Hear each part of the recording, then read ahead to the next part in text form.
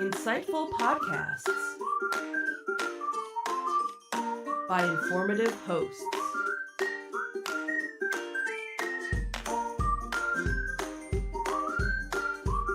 Insights into Things, a podcast network.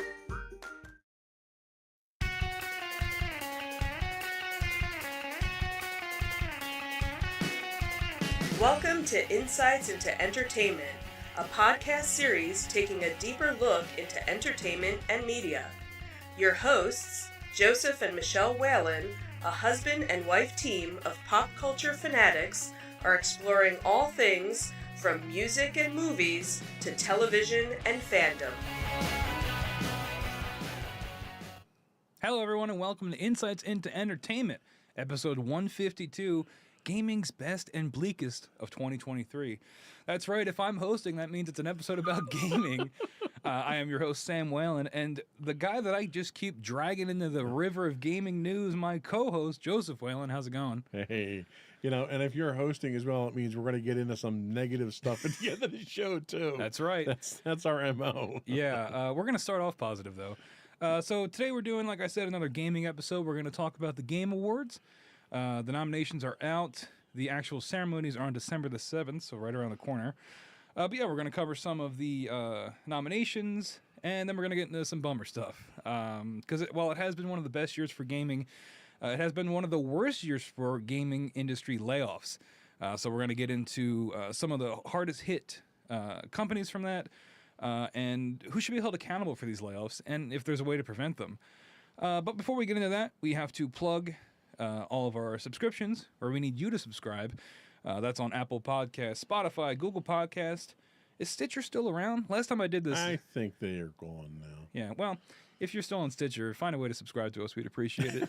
iHeartRadio, TuneIn, Amazon, and Pandora. Everyone loves Pandora. Yeah. Shout out Pandora. I forgot about that. Of course, you can always contact us as well if you have any questions, comments, or concerns. You can email us at comments@insightsintothings.com. We are on X at insights_things. I got it. Yeah, it was limited in what my options were. Okay. They were maybe already taken. Facebook, you can search Insights Into Things. Instagram, Insights Into Things. Anywhere, just search it. It'll come up. And, of course, all these links can be found on our website, www.insightsintothings.com. Let's get right into it. All right.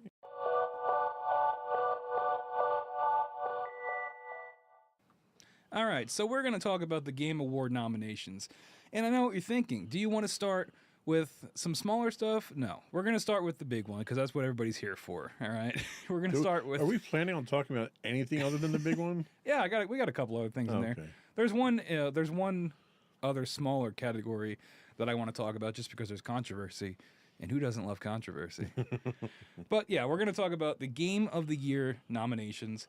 We've got 6 nominations for you. So let's take a look at them. And we've got them up on your screen for your viewing pleasure. We've got, first one up is we're going to go from right to left, I guess. Yeah, it's in a different order than the script, sorry. We've got Zelda Tears of the Kingdom. This is, of course, published by Nintendo. And EPD, what's that? I don't know. Nintendo. Yeah. Oh, Nintendo EPD. I guess it's like a subdivision. Entertainment something. Sure. Yeah. So Tears of the Kingdom has been highly praised for its improvements over Breath of the Wild, offering an expanded world and features that encourage exploration. Maybe it should be EGP. For what? Epic Games Publishing. Well, Epic Games doesn't publish Breath of the Wild. Oh, I'm looking at Alan Wake. I'm sorry. We'll get to that in a second. I'm jumping ahead. I wonder. Now I got to know what Nintendo EPD stands for. Someone send us an email. Chat, if you're listening, tell us what Nintendo EPD stands for. Anyway, it's a blend of traditional Zelda elements with innovative mechanics, makes it stand out in the series. Everybody loves Zelda, right? I mean, it's always going to get nominated. Breath of the Wild received similar praise, but we were talking off air before the show. You said you're not really in on Nintendo anymore like you used to be. I'm not. I haven't been a Nintendo person for probably 15 years now. Nintendo to me was just always a little too kid-like, and that's exactly what they go for. So it's not a knock against them, that's for sure. Yeah, I mean there are games like Zelda and Mario that I think while they are they look kind of kiddie, I do think they can appeal to everybody. And I wasn't a big Breath of the Wild fan. I don't even think I finished it, and I haven't finished Tears of the Kingdom yet either. But I'm enjoying it much more than I enjoyed Breath of the Wild. I just think it's pretty incredible. I mean, you know, it's one of those games where they just drop you into the world and they give you a set of tools and they just say go. Yeah, I mean, they do a fantastic job in their games. It's just, it doesn't appeal to me. There's an audience that it appeals to, and for that, they love it. Yeah, and again, Nintendo getting a lot of love. 2 nominations from Nintendo this year. But yeah, I mean, what is there to say? It's Zelda. If you like Breath of the Wild, you're going to like Tears of the Kingdom. A lot of people, it is their front runner for winning this. A lot of people think it's going to go to Tears of the Kingdom. I don't personally. There's one. Neither do I. Yeah, you'll see where our biases lie coming up shortly. But yeah, that's Tears of the Kingdom. Moving on to nomination number 2, we've got Marvel Spider-Man 2. This is published by Insomniac Games. Insomniac, probably my second favorite PlayStation-acquired studio, behind Sony Santa Monica, who of course did God of War, the new God of War games. Yes. Insomniac, just incredible. Banger after banger games. Ratchet and Clank, Spider-Man 1, others that I'm not remembering. There was I think they did Sunset Overdrive, which was before they got bought by PlayStation. Sunset Overdrive, great game. You should all check it out. But yeah, Marvel Spider-Man 2 stands out for its dual character gameplay, innovative combat and traversal mechanics, and an expansive narrative that enriches the Spider-Man universe. I'm probably about 3/4 of the way through this. I've been trying to take my time with it because I do love these games, and I don't want to gorge myself on it. I like to take my time when it comes to these things. But I didn't finish it for the show, so what are you going to do? But you haven't started it at all, right? But you played the first one. I haven't started it yet. What are your thoughts on it so far? How similar is it to the first? What's the storyline look like? Obviously, the graphics and everything are fantastic. Oh, yeah. It looks even better somehow, because now we're fully with the power of the PS5. Oh, well, we didn't show it, but it was the power of the PS5. It looks incredible. It is more Spider-Man, though. I mean, a lot like what we said with Tears of the Kingdom. It's more of the same. But for me, that's a good thing. I love Spider-Man, the initial one, the first one for PS4. I loved Miles Morales. Did you play that spin-off? I did, yes. Okay. So yeah, it's more of that.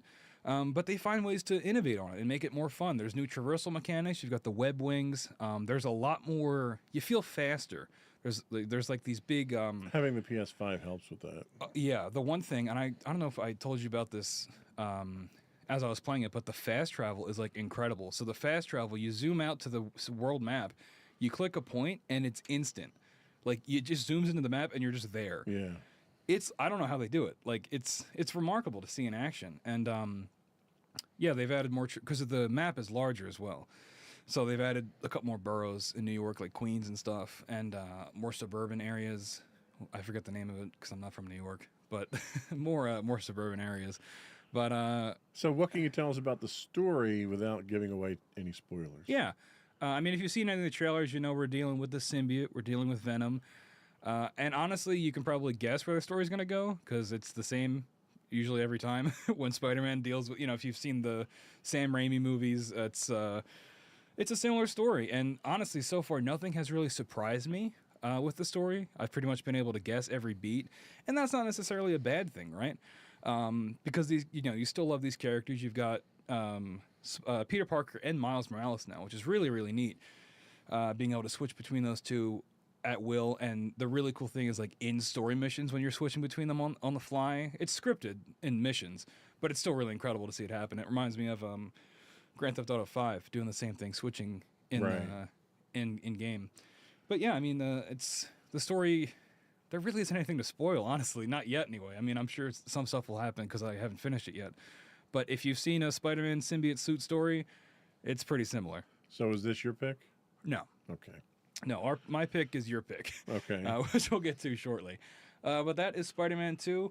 Now, this next one, I have probably the least amount of information on, personal experience as well. It's Alan Wake 2, published by Remedy Entertainment and Epic Games as well. Funny thing about this, there's no digital or physical versions. It's all digital. So, fun fact. I think it's just a sign of the times. Yeah, well, especially with it being published by Epic, they want everyone to go through their storefront. But yeah, Alan Wake 2 is noted for its shift towards a more intense survival horror, which you can see in the footage we're showing. It's very scary. Combined with its intriguing narrative and innovative gameplay mechanics. So yeah, again, off air we were talking about this, and I mentioned how they work in real footage, and I'm curious if we'll see it in these trailers. But the use of the blending of real footage and gameplay is really, really neat. And I would play it, but I'm a coward, and I don't want to get scared. So, but you don't have to play the first Alan Wake to know what's going on. It helps. And this game is also part of like the Remedy universe. Remedy also published a game called Control, which I think was up for Game of the Year 2-3 years ago, something like that. Okay. But it's like a connected universe now. So they're bringing the stuff from Control in, they're bringing the stuff from the first Alan Wake in, and they're bringing in some stuff from Max Payne, kind of. Wow, really? Well, yeah, because like they say that that's not part of the Remedy verse because they didn't like necessarily own it at the time. Like I think they published 1 and 2, but then 3 was through Rockstar, I think. But there's a character in Alan Wake 2 who is, for these you can follow this logic here, he's voiced by the voice actor for Max Payne. I forget the guy's name. But the mocap is Sam Lake, the head of Remedy. He's like the figurehead. Sam Lake did the mocap for Max Payne 1 and 2. So when you think of what Max Payne looks like, he looks like Sam Lake, but he's voiced by a different guy. In Alan Wake 2, it's Sam Lake, but it's not his voice. It's Okay. really weird. But that sums up Alan Wake 2. It's a weird game. It looks very artsy. I probably will play it one day. From what I've heard, it's incredible. It's really doing a lot for the genre, you know, not the genre, the medium, Right. pushing things forward and doing all kinds of stuff that hasn't really ever been seen before, and that's exactly what Remedy's best at. Do you have any interest in Alan Wake 2? Not really. Haven't played anything in the series yet. I'm not into the scare type things. I don't like the dark type games. I like the types of games that I can sit down, get immersed in, play through a story when I have the time. And I get obsessed with games like that. Yeah. The other thing that I'll play is, you know, if I just have 15, 20 minutes and I just want some mindless distraction, it's, you know, fire up the Xbox, play a shooter, play a sports game, something like that. Yeah, that's the thing with Alan Wake 2 and with Control as well. You do get immersed. You kind of have to get immersed because there's so much going on. And that's another reason I haven't played it yet, because like if it's going to be scary and I have to pay attention, it's like I just can't do it. Because like scary, I'll be honest, folks. When I play a scary game, volume's all the way down, lights are on. I'm usually watching something else. Like I'm not like listening, right? Because it's the audio that gets me. I can probably do with the visuals, but I'm gonna have to pay attention to Alan Wake, and I'm gonna be terrified the whole time. So we'll see what happens. I don't know if it's nominated for other stuff. It probably is. I don't think it's gonna win. I think it's probably towards the bottom tier for what people are guessing is gonna win. Right. But now we move on to our totally biased pick. Next up is Baldur's Gate 3, published by Larian Studios. The game has received critical acclaim for its gameplay narrative and production quality. It's already won multiple awards, recently cleaned up at the Golden Joystick Awards. Its deep integration of D&D mechanics, it's Dungeons & Dragons for you normies out there, combined with a rich narrative and flexible gameplay, which is probably my favorite part about it, makes it a standout in the role-playing game genre. It's revolutionary, right? I mean, Absolutely. I've never played, well, that's not true. I have played something like it, and it was the last game published by Larian Studios, Divinity 2 Original Sin, which I was trying to get everybody to play, but, you know, it was a little, it wasn't as accessible as Baldur's Gate 3. And, you know, this game has taken everybody by storm. Everybody's talking about it. You have like 500 hours in it. Yeah, I have an unhealthy amount of time into this game for some reason. It really is a remarkable game. It to me it's a genre defining game. Yep. And like, you know, you look at the images of it and the playthrough's great, the graphics are wonderful. You know, if you're okay with turn-based combat, it's a great thing, but it captures the mechanics of a tabletop D&D game, which is very difficult to do.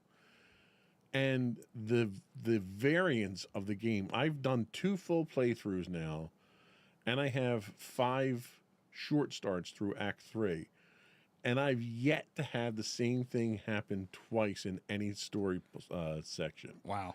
It's amazing that the game itself is that adaptive, and your choices matter. A lot of game systems tell you your choices matter, right?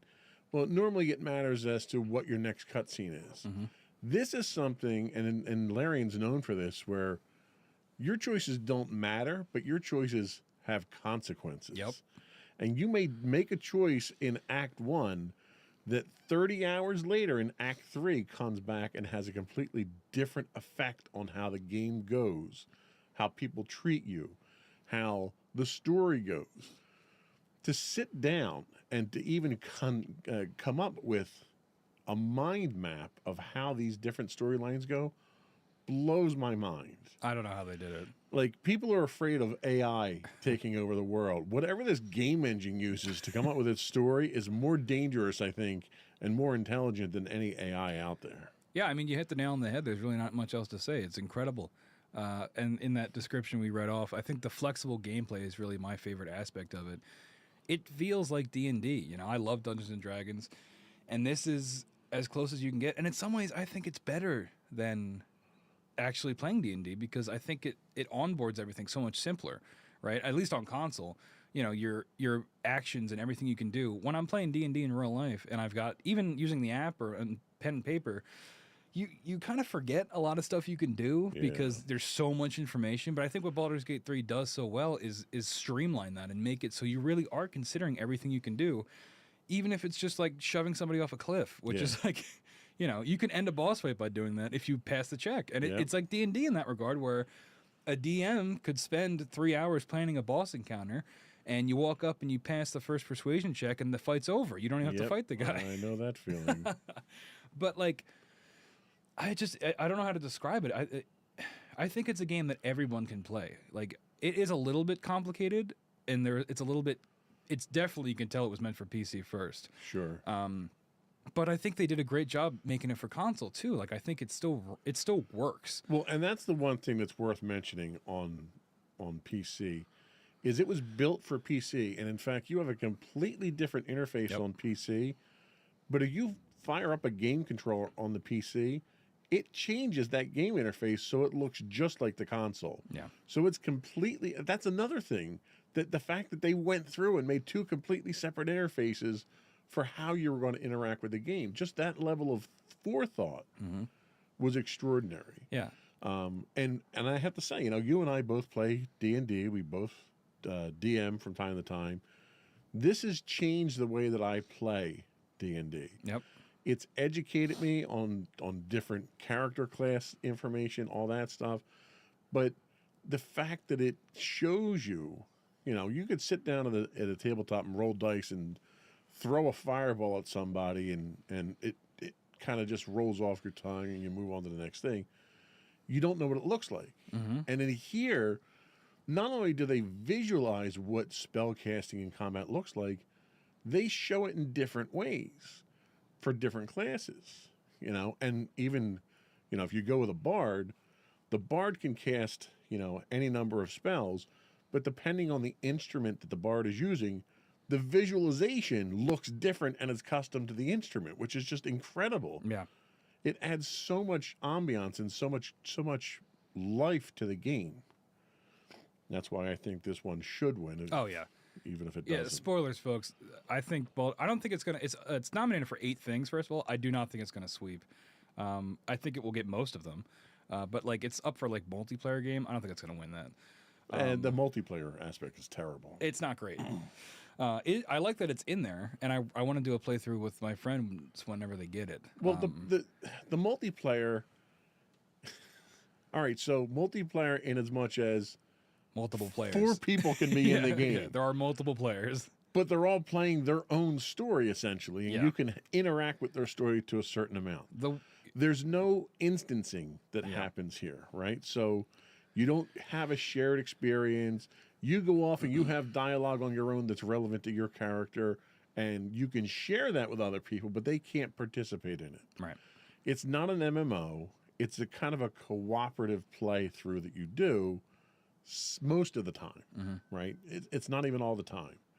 So it's not really a good multiplayer game. It's a great single player game that has some multiplayer capability. Yeah, and I think the one thing that does shine in the multiplayer is the combat. I think because we played it very briefly, and that's the only experience I've had with the multiplayer was the hour that we probably played. Right.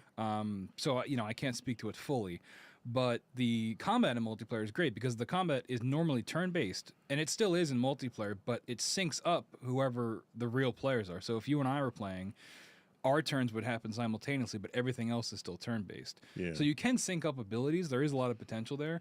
We just didn't play enough of it to find out. Well, and the one thing I will say that was great in multiplayer is as you play through your character's turn, you end your turn.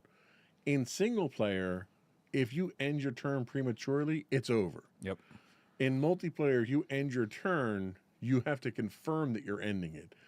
That safety feature needs to be worked into the single player. It is. It is now? You can, yeah. I Okay. turned it on because I kept accidentally ending my turn. You can toggle it so you have to hold triangle to end your Okay. turn. At launch, that wasn't Oh, there. really? Yeah. Because I would end my turn accidentally all the time. Yeah. And I was like, "There's got to be a setting for All right, this." I have to go turn that all in the it's game now. much better because there's been so many times where I've done it accidentally and like haven't even done an action, and then I get beat up because I didn't do anything. Right. The one thing I didn't like about the multiplayer, though, is as you play through the game, you pick up companions. Oh yeah. Well, the rule is whoever talks to the companion gets them. And I can't hand that companion off to you so you can go do something else while I go do something else. Especially when cutscenes can be triggered just by Just by walking. proximity, yeah. So that's a little weird, but everything else is great. Yeah. I think I just get unlucky when it comes to these things, and I usually have technical bugs when other people don't. I have had some bugs with it, but considering everything that's going on, it's like a miracle. It's like it's from like on high. It was sent down, and it runs. And it works, and if you think you can do something, you probably can. You feel so free, and I've never really played another game like that where there really are no. I mean, there are constraints, right? In terms of like you can't like clip through a wall or something, Right. But like, I've never played another game where I go into a situation and I feel like I could handle it in almost infinite ways. It's a game that is sophisticated well beyond its years. Yeah. Like, I wouldn't expect something with this level of intelligence to come out for 5 to 6 years. Yep. We could probably do a whole episode on it, but we Yeah. do have some other nominations to let's- talk about. We got 2 more to go through. Let's get rid of the rest of these. So next up is Resident Evil 4, published by Capcom. This game is awesome. I played this game. I never played the original Resident Evil, so I was able to play this. This game rocks. Like, I don't know how else to describe it. It's like if you played through an action movie, like an 80s action movie. And it is scary. There were some parts where the volume had to go down and the lights had to come on. But overall, you have like a million guns, so you feel like you're in control. It's less of you're running from the monster, more like you're running to the monster to shoot it. Some highlights. This remake of the classic game has been praised for its impressive graphics, audio, and revamped gameplay mechanics, while retaining the core mechanics of the original and introducing new features and expanded content. Like I said, I never played the original, so I can't really speak to that. But I've played this game and finished it, and I absolutely loved it. I'm glad it got a nomination. I know some people are maybe a little bit perturbed by that because it's a remake. But if you play the game, it really is a remake. It is different from the original, and from what I've seen, it is its own game, and it stands on its own. I really think it does, and I highly recommend it if you're if you like action games, because it is more of an action game than it is a survival horror game. And if you like 80s movies, because it feels like that. There you go. Have you played any Resident Evil? I played Resident Evil a long time ago on like a PS2 when it first came out, or if it goes back that far. Again, I don't like dark games. Yeah, So that's Resident Evil. Right. It's not one that I've ever really jumped on. So. Yeah. In terms of where I think it ranks in terms of potential to win, I think it's probably towards the top. But I just, after talking about Baldur's Gate, I don't see how anything could beat that. We've got a little guest in the studio, a little lanternfly just flew in. Resident Evil 4. And our final one here is Super Mario Wonder, published as well by Nintendo. I own this game, but I have yet to play it because I'm lending it to my girlfriend. But it looks cool. It looks The cool. sacrifices we must make. I know. Highlights. This game is celebrated for its control mechanics, animation, expressive characters, innovative level design, and dynamic audio. Is it? All right. Dynamic audio. I guess. It features new power-ups and a fresh visual design that breaks from the traditional Mario aesthetic. And that's really... So many people for years were asking for this 2D Mario... These 2D Mario games to get a visual not upgrade, but a visual change. And that's what we got in this game. I mean, this doesn't look like other Mario games, which is, I think, a big reason why it's such a standout. I'm looking forward to it. Game of the Year, I don't know. This was a surprise for me, but I think it's because it's Mario and it's Nintendo, and I think there's just a level of industry praise that comes with that. Well, and correct me if I'm wrong with this looks suspiciously like a standard Mario platformer. Well, yeah. With really nice graphics. It does look very pretty. They added a bunch of new power-ups and stuff. From what I've heard that from people that have played it, it's not as... it didn't break the mold as much as people wanted it to. I think a lot of people were just hungry for a, just full send it, just do something different. Oh, he's on me now. I flicked him. Now he's knocked out somewhere. Sorry about that. But yeah, I think it wasn't quite the property shakeup people were looking for. Well, I think it's funny that there was criticism leveled at Resident Evil for being a remake. How is this not a remake? Well, it's not I mean, all the levels are unique. You'll probably still get the Mario 1-1 world that has every Mario game, but all the levels are new. All the content is new. That trailer did not really do it justice, I don't think. It didn't impress me, I'll tell you that. Yeah. If there was one that I could be okay cutting from these nominations, it would probably be this. But again, I haven't played it. Maybe when I play it, I'll change my mind. But fair enough. Yeah. So those are your Game of the Year nominations. Tell us what you think should win in the comments down below. I think our vote is soundly Baldur's Gate. Absolutely. So yeah, we have some other quick things I want to round up here in this section because we've gone kind of long. It has been a banner year for gaming. A couple nominations, games I would like to highlight that didn't make Game of the Year nominations. Sea of Stars, highly recommend that if you like RPGs, that pixel style. That game is incredible. It's fantastic. Final Fantasy 16, Armored Core 6. These are all nominated in other categories, not Game of the Year. Starfield. Remember Starfield, everybody? I have heard rumors of Starfield. It's bad. I don't like it. I'll say it. I heard it's got a really good engine for building starships. Yeah, I haven't done any of that. That's what everyone seems to love about the game. Yeah, it's I don't know. I think since it's come out, it was praised pretty highly on release, but I think as people have been able to sit with it, I think it's somewhere in the middle of the pack, which is a disappointment, especially if you're an Xbox fan, because that was supposed to be their game winner. That was supposed to be their game winner, and it's nominated for one category, and it's probably not going to win. What's that, for biggest game of the year? RPG, I think, is what it's up for. But Baldur's Gate's in that category, so it's not going to win. Yeah, so Jeff Keighley, the guy that runs it, he's like the brains behind the operation. He said that even though, it's a great year for gaming, we did have to limit it to 6. Let's see. Do we want to cover these other categories, or are we short on time? You can run through them real quick. So we got these are some that I just wanted to highlight.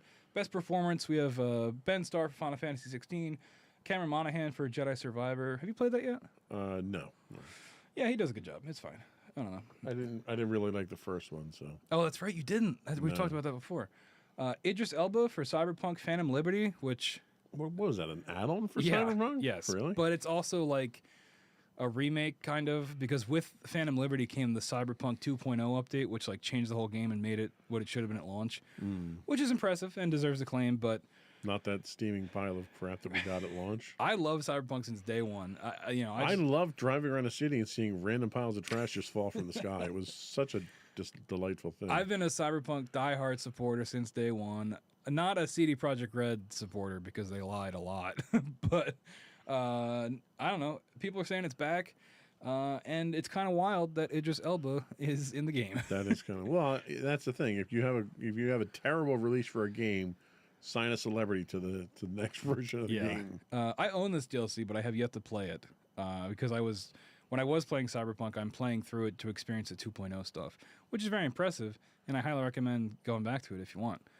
You can drive around the city. Is it another 15 terabytes of a download? Probably. It took 3 days to download it. I'm going to butcher this woman's name, but Melanie LeBird. Sure, that looks good. From Alan Wake 2, she plays, I think her name's Saga in it. She's the other main character that isn't Alan Wake.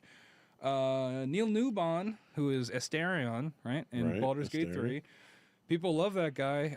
He didn't survive in my playthrough very long. He didn't survive in mine either. So, but I know he's captured the internet's... Turns out a stake through the heart really does kill a vampire. Yeah, I pretty much instantly killed him.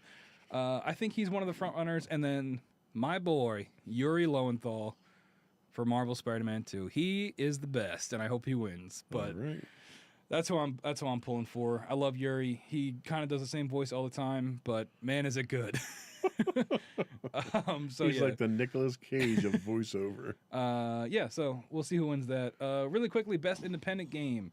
I just wanted to cover this because this is where the controversy is. Defined as for outstanding creative and technical achievement in a game made outside the traditional publisher system. Remember that. It's going to be important. So we've got Cocoon. Haven't played it. Want to. Viewfinder is really, really interesting. The concept of that game is... Are you able to pull footage really quick for it if you can? Maybe? I can try. Because you got to see it. You have a camera, and when you take photos, you can then go into the photo, and it changes the layout of the level. And it's tough to describe, but once you see it, it will like blow your mind. So yeah, we're pulling up a trailer real quick. I played the demo for this. I haven't played the full game, but it is it's really, really remarkable. And again, it's one of those games where you wonder how it even runs. So yeah, here, check this out. So he just takes the picture for our viewing audience. Oh, that's right. Sorry, audio listeners. Look up a trailer of Viewfinder. It's very cool. But yeah, I don't know. I think this is one of the reasons why the indie category is so This looks like important. something that should be in my Oculus Quest. Yeah, like it's incredible how this like works. And like I said, it's hard to describe for audio listeners, but go check it out. And I think the demo is still available. And you'll pretty much get the gist of it. But yeah, it's one of those games where it's like, how is this even running? And how does this even work? So yeah, that's Viewfinder. Sea of Stars is also up for the indie category. I love that game. That probably is in my top 5 for game of the year, for my personal game of the year. It's incredible. Dredge, which I think is a spooky game. And then Dave the Diver, which I love. Dave the Diver, also a great game. Is it an indie game, though, is what people are wondering. Because Dave the Diver is developed by Mint Rocket, which is a small team. But Mint Rocket is owned by Nexon, which is a multi-billion-dollar gaming company. So people are wondering, That sounds like the evil corporation from a Bond movie or something. Yeah, it sounds like from RoboCop. So yeah, unfortunately, Dave the Diver is getting a lot of heat because of this. And the team at Mitt Romney, that's what I think I'm going to say. It is a small team, but they're getting all this heat because is it really an indie game? I don't know. What do you think? Because they had effectively a blank check to make this. Well, and that's the thing, is that you can have a small team, but when you're getting backed by a large corporation like that, and you've got the budget for it, Right. and you don't have the pressures of being that struggling indie developer trying to find an outlet for it and someone to push it and market it, I think you very quickly get outside of that indie game realm. Yeah, and you know, I still highly recommend you go play Dave the Diver. It's you run a sushi bar, you're exploring, you're a diver. I don't know, it's hard to describe. That sounds exciting. It's very exciting. I would make you pull up the trailer, but that was really hard to do for the other game. So, but yeah, Dave the Diver is great, but I don't think it should be in the indie category. That being said, you should still go play it. Okay. So- Well, I think that's probably it for this segment. Yeah, I think we got everything we could out of that. Go play Baldur's Gate 3. When we come back, we're going to get into the bummer part of the show where we talk about industry layoffs. We'll be right back. Yay.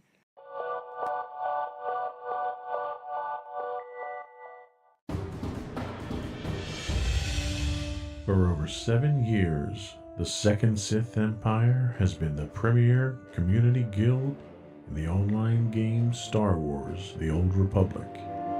With hundreds of friendly and helpful active members, a weekly schedule of nightly events, annual guild meet and greets, and an active community both on the web and on Discord. The Second Sith Empire is more than your typical gaming group. We're family. Join us on the Starforge server for nightly events such as operations, flashpoints, world boss hunts, Star Wars trivia, guild lottery, and much more. Visit us on the web today at www.thesecondsithempire.com.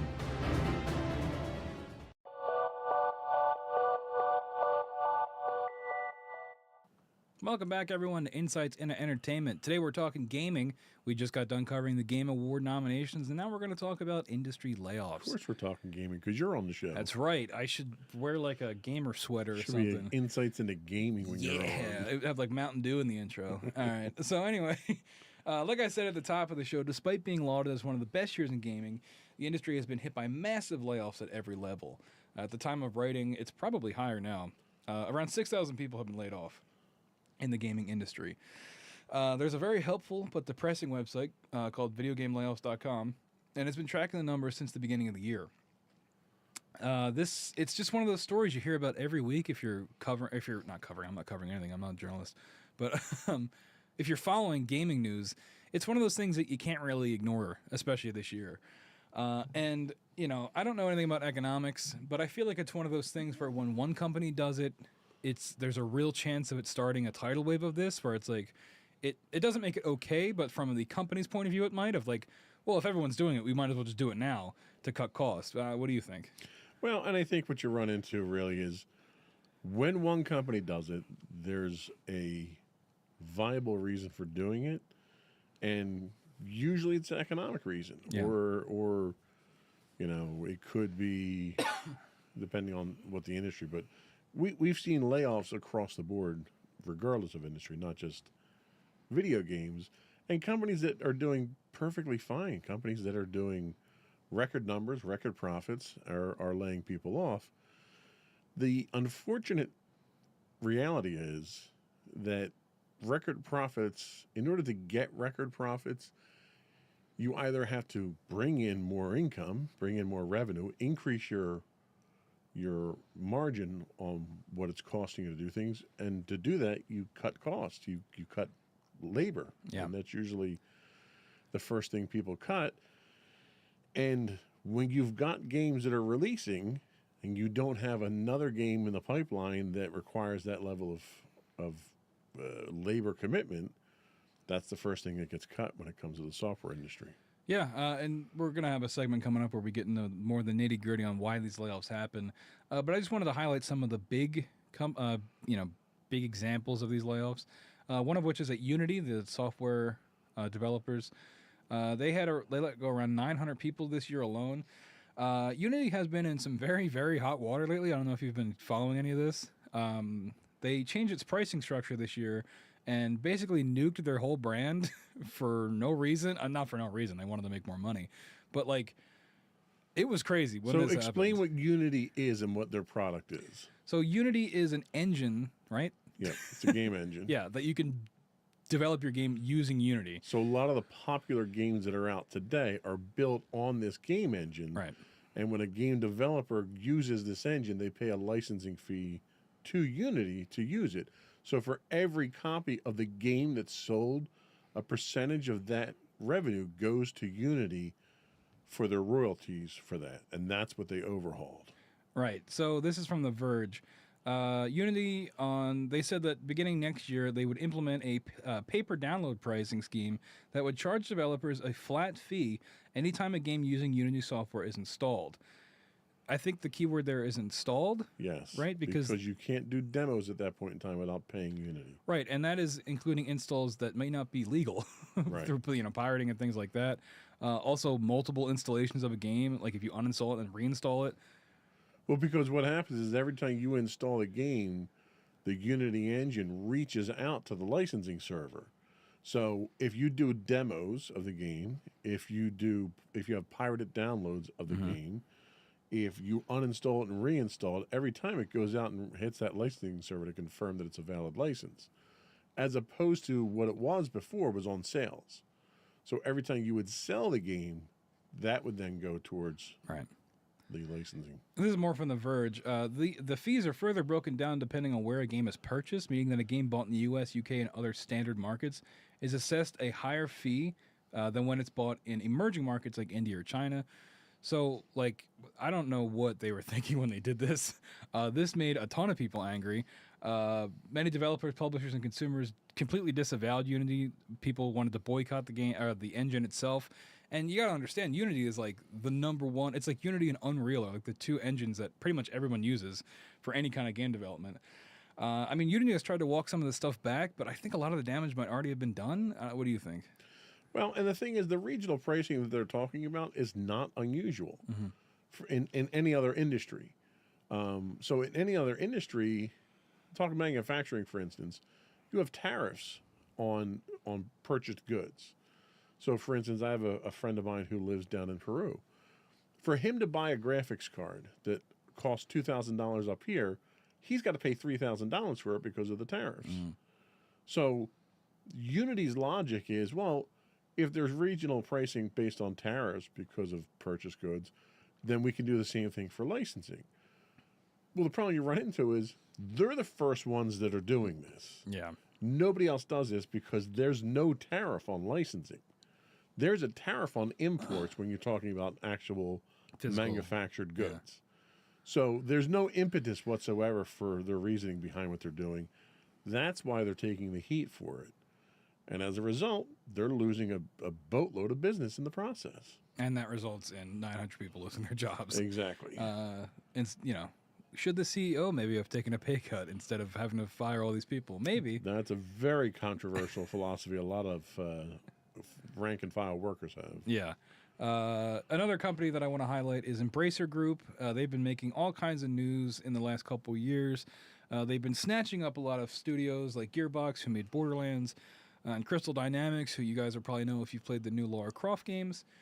Embracer Group is sort of this conglomerate that's just been eating up studios. Kind of like EA and all the other conglomerates out there. Yeah, except they're not doing it very well. They're now cleaning house. This is from IGN's Wesley Yin-Poole. Embracer Group has said it has laid off 904 people.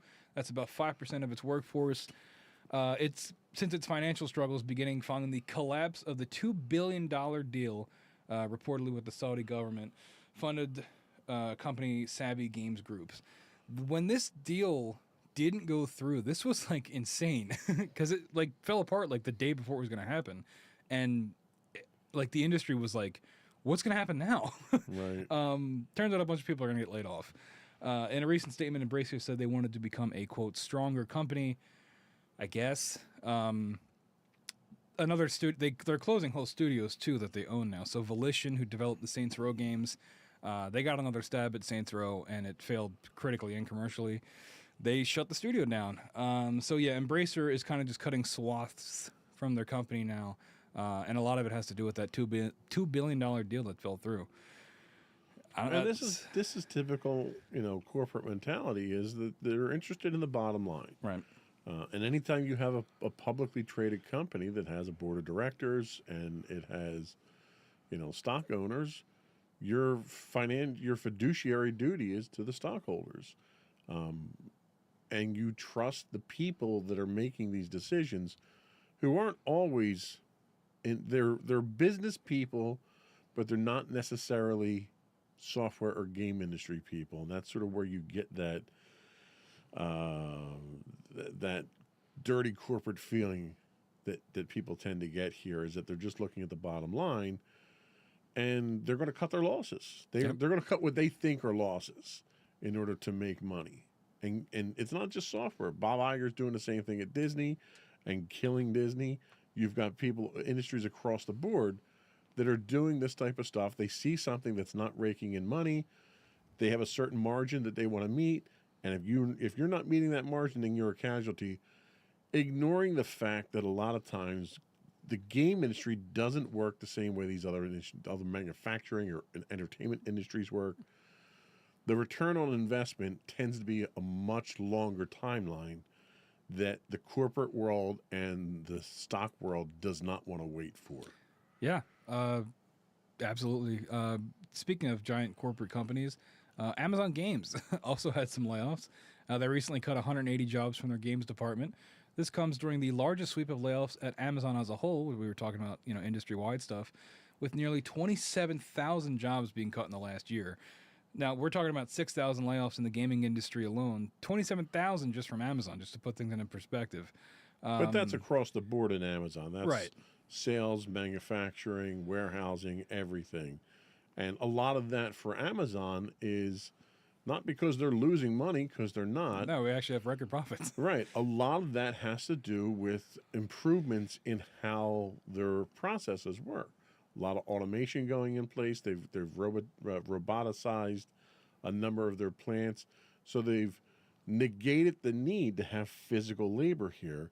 And you'll notice only 180 of those 27,000 jobs were in the game industry. Yeah. I don't know how many people they had in their game studios to begin with, though. Right. Yeah, so Amazon's revenue is up 13%. Probably helped cutting 27,000 people that you don't have to pay anymore. Looks good at the bottom line. Yeah. Net income tripled to $9.9 billion. That's from CNBC's Ashley Kaput. That's a funny name. Sorry, Ashley. But yeah, so profits are up. And like you said, when the bottom line comes up, it's capitalism, baby. That's the way the news goes. So despite the game industry experiencing one of its best years, over 6,000 people face layoffs. How do you think these job losses at various levels are impacting the industry's morale and future prospects, especially in light of such a successful game release year? I follow a lot of people that are in game development on Twitter and stuff, and I listen to a lot of gaming podcasts of people that are very close with people in the industry. It sucks. Turns out layoffs suck. I think it's really, really bad for morale. Because I think a lot of people they grind and grind and grind and try to get into the industry, only for them to have a very high rate of getting laid off anyway.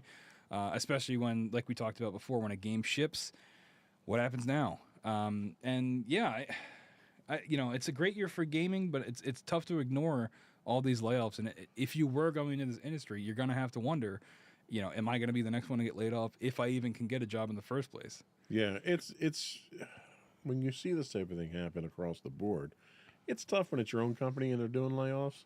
My company did layoffs this year too, and So did mine. and it has an effect on morale, and it has an effect on the output. And I think a lot of time the corporate entities that make these decisions never really go out and do a proper impact analysis to see what level of productivity is going to be affected Yep. by people with decreased morale, because the idea is, oh, well, if they don't perform, we'll just lay them off. Well, when people walk out the door, it's not a salary and benefits that's walking out the door that you can save money on. There's brain drain. There's tribal knowledge that walks out that door that as a result, the people that are remaining, because the job still has to get done, and the people that are left to do that job are struggling now to do that job. So either it takes longer, the quality drops off, the volume drops off. And I think when corporate entities make these decisions, they don't always take that impact analysis into account. Yeah, and speaking of quality, you just triggered something in my mind. This is a very small facet of this whole thing, but one of the sections that gets laid off a lot is quality testers. So that reflects in your game when your game doesn't work because you fired everybody that was going to test it. So I know EA fired a bunch of them lately. I think but again, it's one of those things where when your game's no longer in development, you have no need for these quality testers. But with games like Apex Legends, games that are live as a service that are continuously going in development, where do quality testers fall in that? Well, and that's the thing. Having worked in the software industry for years, your ratio of testers to developers is usually 2 to 1. Mhm. And testing is always seen as the first area that gets cut. Yep. But what they don't realize is that you can't trust a developer to test their own code. They're too close to it. Mhm. So you take a look at Larian Studios, right? So Larian Studios did their official release in October of Baldur's Gate 3. They've had 10 patches and 3 or 10 bug fix patches they put out, emergency bug fixes, and 3 or 4 major patch releases in that time. So the development doesn't stop when it goes out the door because it's never a finished product. You've got a lifetime of probably 4 or 5 years that you still have to support the product. So getting rid of the people once the game's out the door is probably short-sighted. And within those 4 or 5 years, you're probably going to start development on your next game, especially with something like Baldur's Gate 3 that was insanely successful. And by the time Baldur's Gate 3 comes out, by the time your premier game comes out, you've already got a pipeline that's full of schedules for what's next in line. And if you don't, then you might as well just shut your doors because given the time frame it takes, where you're looking at 4 or 5 years of development to put a decent game out. So if you don't already have something in the pipeline and something in the works when your current game comes out, you're going to go out of business. Yeah. Yeah, it's tough, right? I mean, you get this a lot with movies too. You know, these things take so long to make, and then it's out, and then people immediately want more. Right. And I mean, that's just how it goes. But hopefully that keeps some people employed too. So yeah, that's those are our layoff discussion. In our next segment, we're going to talk more about the causes of it. I know you did a lot of research for this, so I'll probably let you take over for it. But yeah, layoffs are bad. Layoffs are bad, and it sucks. Layoffs are bad. Don't do layoffs. Layoffs suck if it happens to you. But we'll be right back.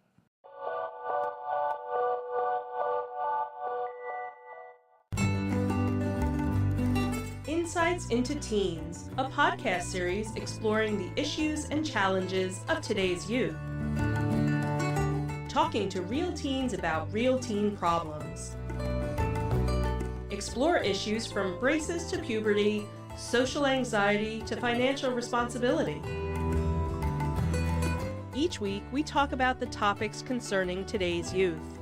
We look at how the issues affect teens, how to cope with these issues, and how parents, friends, and loved ones can help teens handle these challenges. Check out our video episodes on youtube.com/insightsintothings. Catch our audio versions on podcast.insightsintoteens.com or on the web at insightsintothings.com.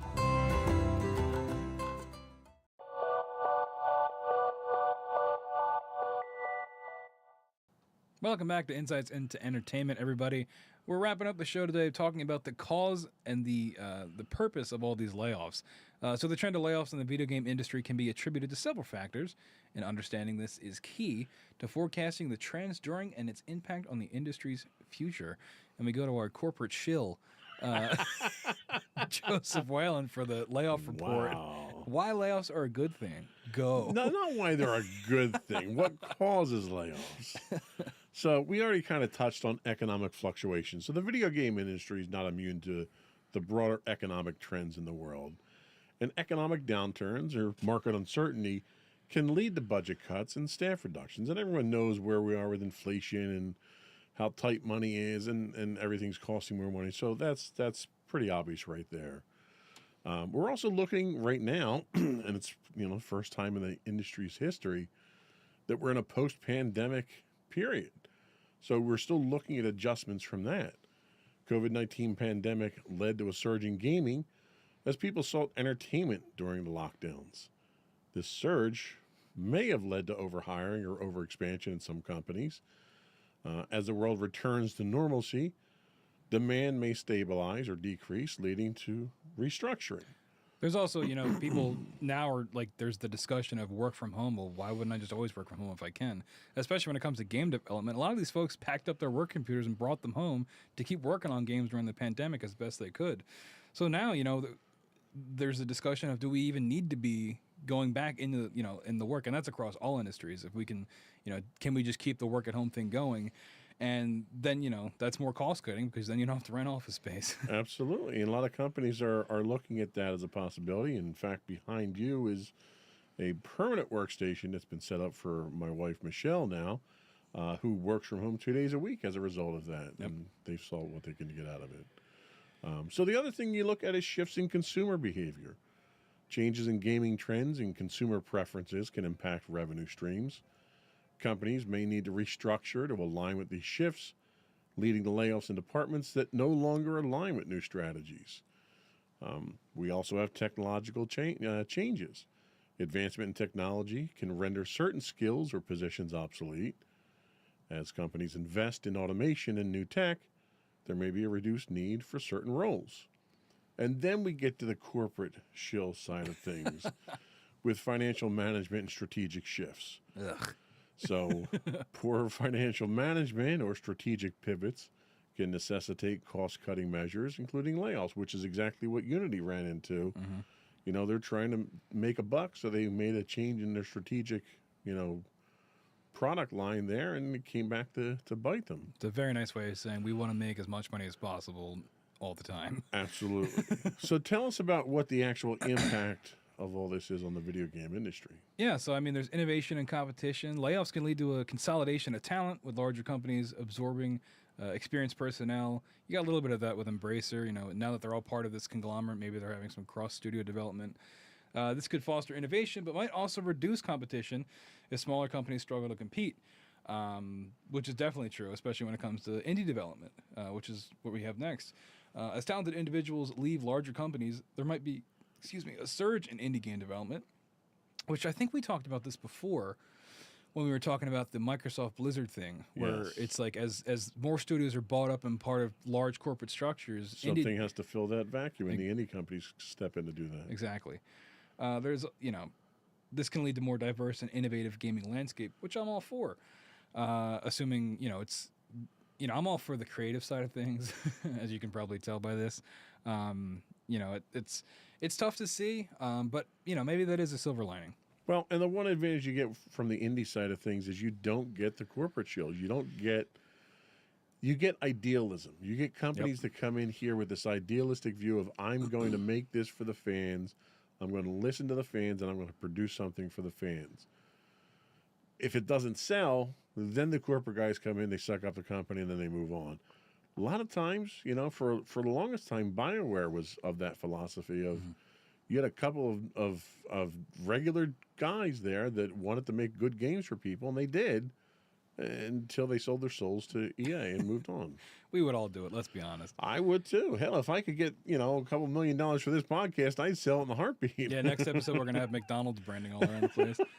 Yeah, I highly recommend you play Sea of Stars, because it is a very similar situation. I'm blanking on the name of the developers, but it's like that, where they made another game called The Messenger, but they all seem like very down-to-earth people. We have shifts in job roles. The industry may witness a shift in the types of roles that are in demand, with more emphasis on technologies like AI, VR, and cloud gaming. I don't know about VR. Are we done with VR? I think VR is pretty much, although Apple wants to bring VR back, I think they're missing the boat. They're going on to make that. people spend like $10,000 for a headset. So you can get freaky eyes on the outside of your headset. Yeah. We talked about this already a little bit, but the impact on gaming quality and diversity. Layoffs can lead to reduced manpower, impacting quality. However, they can also force companies to focus on core competencies and produce higher quality titles, which is kind of what Sony's doing. They're spending and taking the time to have all these first party games that are, industry-wide successes commercially and critically, that sort of hold up the brand just by virtue of existing. And finally, employee well-being and industry reputation, which the gaming industry already has a pretty bad reputation in terms of like crunch culture, which is probably still happening, but I think it has been reduced because it was exposed a lot with how often a lot of these devs are crunching. And you hear stories from like 2005 of people pulling like 30-hour days, and it's like, oh my God, how did we let that happen? But hopefully that's a little bit better now. And I've been on build teams, not for the gaming industry, but in the software industry, where we've put in 36, 48 hours straight to get a build out the door for, an artificial deadline that was set by a product manager because he made a promise to a customer. So it happens across the board. Yeah.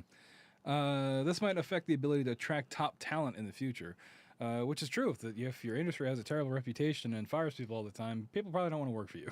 Amen to that. So, yeah, I mean, that pretty much sums everything up. That covers the layoffs. Of course, we started off pretty positively with the Game Awards.